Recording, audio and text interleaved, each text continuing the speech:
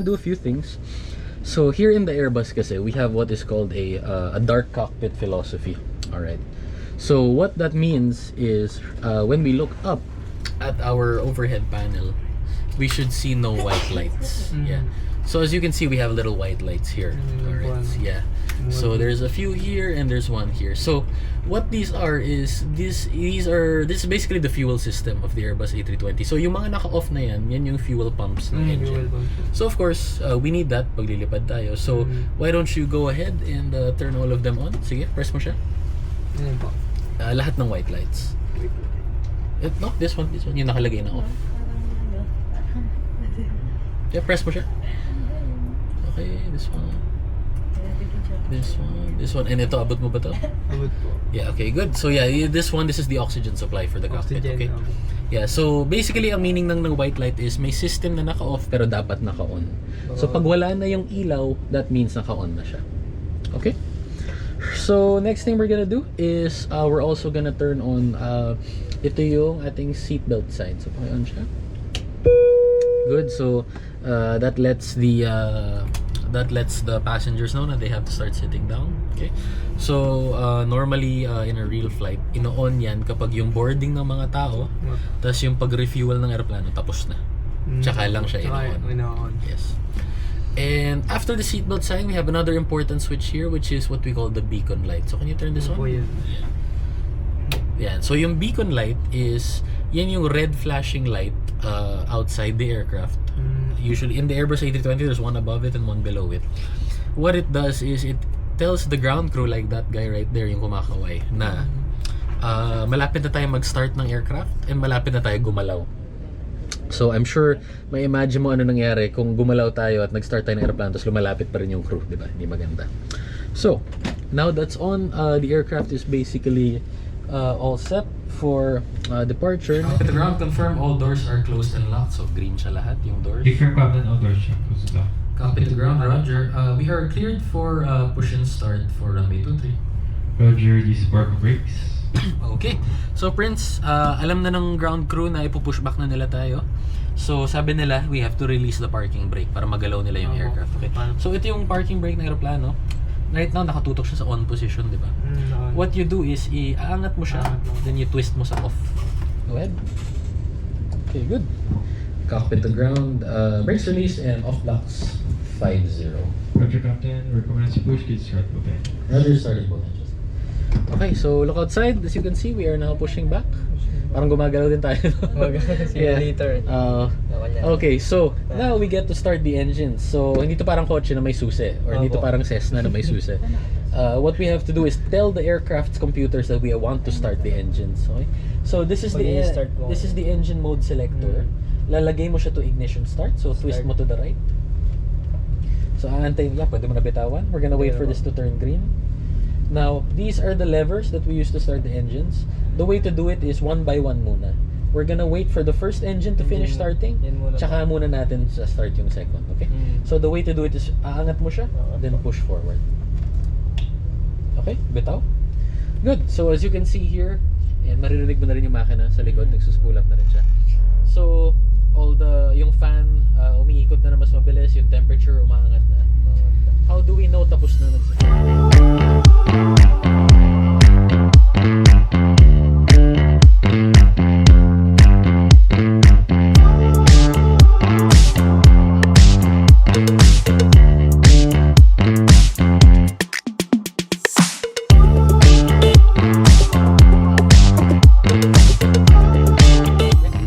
all the way? Okay, good.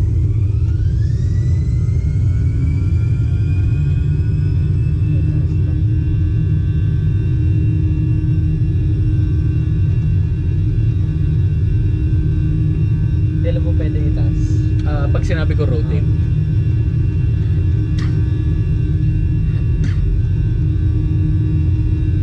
Okay, so now we're accelerating.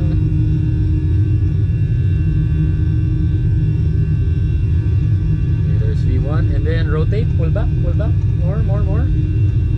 konti pa. Okay, good. Now sundan natin yung flight directors, okay? Now, put mo yung, angat mo yung landing gear, so pull out, then pull up.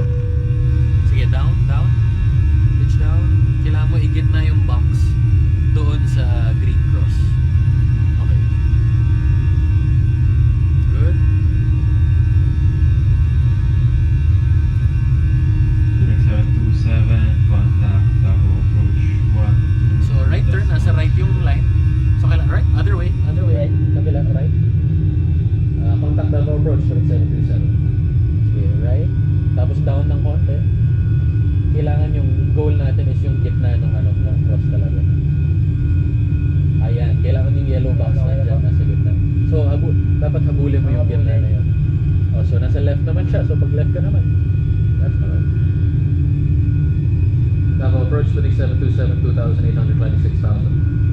Sputnik 727, level approach to level 5, take that level 200 and fly direct. Waypoint. Oh, down, pitch down, down. Kabila, down. Lyrics.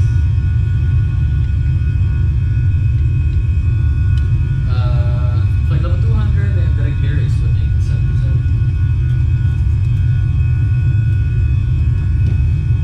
Okay, sige. So we're gonna keep hand flying hanggang nasa 10,000 feet tayo, okay? Nasa 4,000 pa lang tayo. So left, nandito na sa left yung line. So left pa. Huwag mo hahayaan na umalis yung line from the middle. Oh, so right na tayo.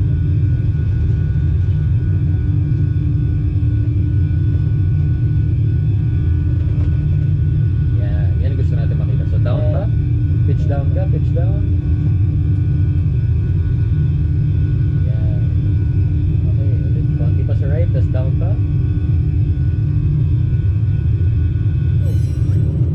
This is a good lesson kasi dito natin makikita kung gaano katalino yung aeroplano, kung gaano siya ka-well engineered. Kasi yung aeroplano na to, pag nagka-problem siya, like a fault, a computer failure, not only does it tell you kung ano yung problema, it tells you paano i-solve yung problema. So, as a real pilot, kailangan alam mo rin to kasi, you know, hindi naman perfect palagi ang mga flight. You have to be ready for emergencies or failures. So this one's fairly simple. It says here, EIS-DMC, Electronic Instrumentation System, Display Management Computer 2, yung side mo. Now, basically sinasabi lang niya na yung computer na nagsusupply ng side mo ng data, faulty na siya. Now, the nice thing about yung aircraft na to is, kung may isang computer man na mag-fail, may backup tayo na pwede gamitin. So, hindi mo kailangan gumamit ng, hindi mo kailangan mag-declare ng emergency, hindi mo kailangan i-cancel yung flight kasi may procedure na pwede nating sundan para ayusin yung problema. So, parang nagbabasa ng manual lang, di ba? Ng instruction manual. So, laki ng cloud na to. So, what we're gonna do is, we're gonna follow the instructions. So, it says here, EIS-DMC switch, use FO to 3. So, ito yung backup computer. Susunod lang po yan. Yes. So, yun ang FO. Turn mo siya. Oh, bumalik na. Like that. Oh, teka, bumabagyo sa labas. Oh. Ganyan talaga yung tsura pag dumaan ka sa clouds.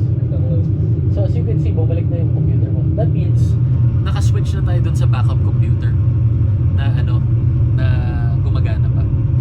Now, since tapos na tong issue na to, pwede na natin siya i-clear. Kunyari po may mga kasabay, makikita tayo po dito. Na aeroplano? Meron, pwede rin. Makikita mo po dito. Makikita mo rin sila. Para hindi magka... Oh, yes, exactly. So yun, since tapos na yung aircraft, yung problem na to sa aircraft, press mo clear. Now, once pinress mo yung clear, may lalabas na status ng aircraft. Sabihin niya, inoperative systems, DMC2. Yun yung computer ng side mo na nag-fail. Now, alam natin na failed pa rin siya kasi pag binalikan natin siya, wala pa rin yun yan. So, tama lang. So, press mo clear ulit. Good. Yeah. So, basically, ganun mag-troubleshoot ng problema sa Airbus. Ganun lang kasimple, talaga. Morning, ladies and gentlemen. From the flight deck, this is your captain, Prince Joseph P. Mercado, speaking aboard Sputnik Aviation Flight Number. We are 15 minutes to landing as we start our descent for on-time arrival into destination, where the weather is expected to be good. Wherever your travels may take you, we'd like to thank you for choosing Sputnik Aviation today on your flight to destination. Again, for everyone's safety, follow the cabin signs and the instructions of the cabin crew. Sit back, relax, and enjoy the rest of the flight. We hope to see you again on board on your future flights here with Sputnik Aviation. Thank you. Hello, ha? Sabihin ko, kailan mo gagalawin.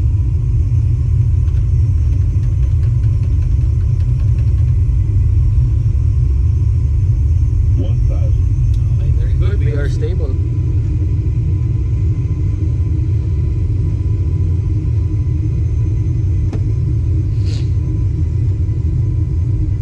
Ayan, Makati BGC Soler, ayun o. Manila. Yung SM Sukat. sukat, nandoon yung bubong, makikita mo rin siya. Malapit siya na yan. Konti pitik sa right. Okay, good. Okay, tapos angat mo ng konti pitik pataas. Yan, perfect. Yan. Ganyan lumipad ng Airbus. Pitik-pitik. Yes, exactly, actually. 100 above. 500.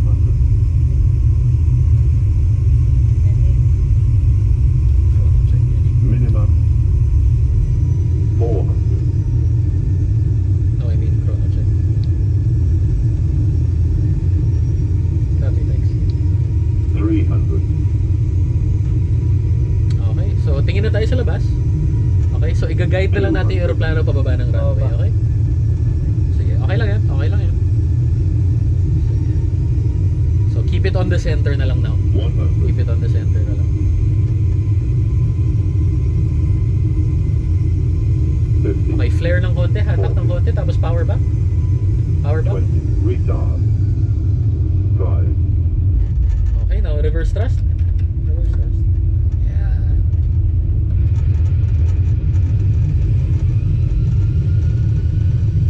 Okay, pwede mo na bitawan to. Okay. Nice landing. Good job. 27, exit left enable ground 121 is fine. Left enable ground 21.8, for example 27. Sa Manila na. Wala na. Okay, so yung tailor na gagamitin natin, okay? Ito po.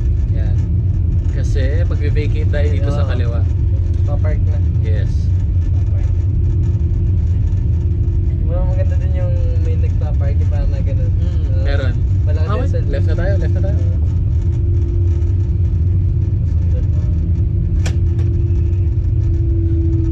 Okay. So, Manila grounds, Sputnik 727, Romeo 2. Select 727.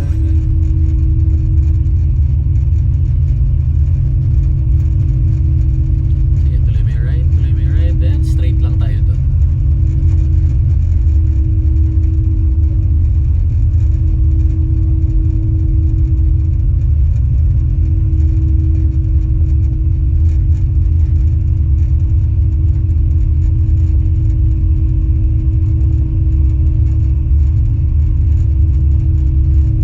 Okay, dito tayo. Ay, New Resorts World. Resorts. Tapos ito yung entrance ng Skyway. Okay, sige, sundan lang natin yung line.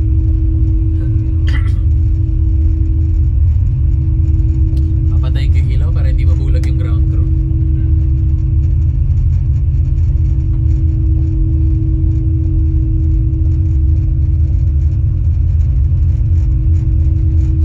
Straight lang tayo.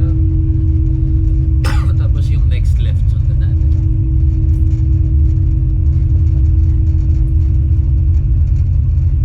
Ito pala. Yan. Itong 104. Sige, left tayo.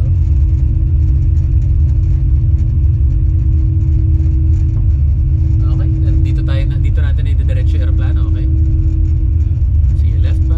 Okay, perfect. Straight na lang tayo. Wala na tayong gagawin. Yung Okay, tapos ako na lang yung magbe-brakes.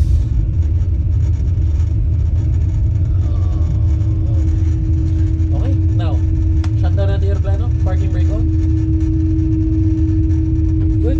On natin yung, on mo to. Para may aircon pa rin tayo kahit kanina na naman. Tapos, on mo yung both, off mo yung both engines. Sige, pull up. Okay. Antayin natin mag-spool down yung makina.